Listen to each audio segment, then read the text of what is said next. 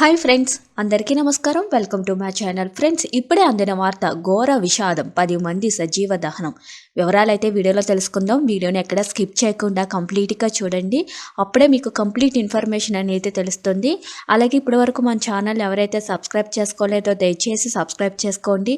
Subscribe చేసుకోవడం వల్ల ప్రభుత్వం నుంచి వచ్చే ముఖ్యమైన అప్డేట్స్ అన్నీ కూడా నోటిఫికేషన్ రూపంలో ముందుగానే మీకు తెలియజేయడం జరుగుతుంది.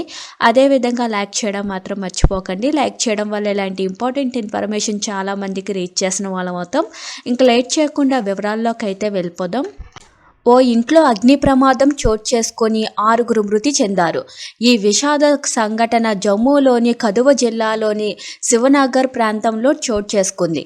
బుధవారం తెల్లవారుజామున ఈ అగ్ని ప్రమాదాన్ని గుర్తించిన స్థానికులు మంటలను ఆర్పే ప్రయత్నం చేశారు.